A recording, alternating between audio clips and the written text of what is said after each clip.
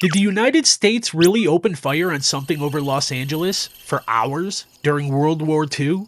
Let's talk about the Battle of Los Angeles in 1942, an event so strange, so well documented, that even the US government still doesn't fully agree on what happened. It's February 24th into the February 25th, 1942. America is on edge. Pearl Harbor happened just 2 months earlier, and everyone expects another attack from the Japanese. That night, radar contacts appear off the California coast. Blackout orders go out across Los Angeles, the street lights are off, homes are dark, and air raid sirens are screaming. At around 2:25 a.m., searchlights snap on and begin scanning the sky. Then, they lock onto something. Eyewitnesses describe a large object hovering over the city, bright enough to be tracked by dozens of searchlights at once. And then, the shooting starts. Anti-aircraft batteries open fire, machine guns fire from rooftops, more than 1,400 artillery shells are launched into the sky for nearly 2 hours. This isn't a brief panic. This is sustained combat over a major American city. Newspapers the next morning show something chilling.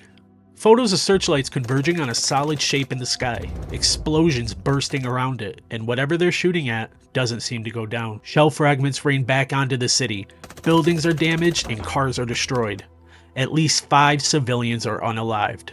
Not from bombs, but from falling debris and heart attacks during the blackout. So naturally, people ask the obvious question.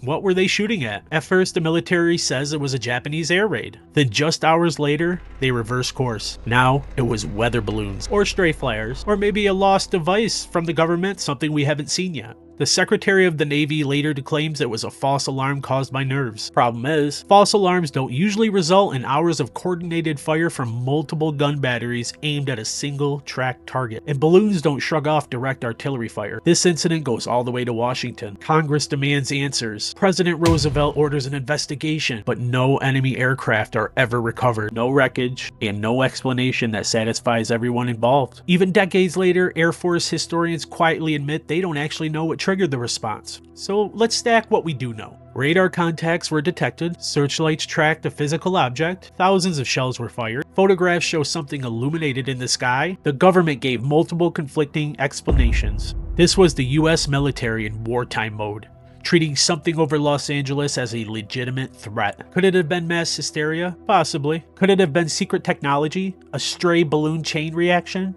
A cascade of mistakes? But here's the uncomfortable part. If it really was nothing, why has the explanation never settled? Why change the story so many times? And why does the evidence show sustained fire at a single point in the sky that never fell? The Battle of Los Angeles sits in a strange category.